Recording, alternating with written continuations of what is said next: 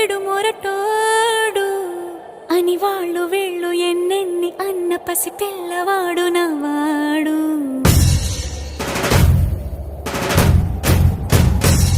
విడుముండోడు అని ఊరు వాడ అనుకున్న గాని మహారాజు నాకు నవాడు.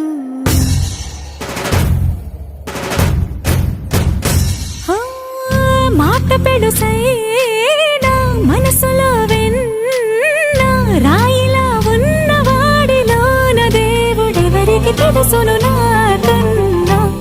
సూసేకి అగ్గిరవ్వ మాదిరి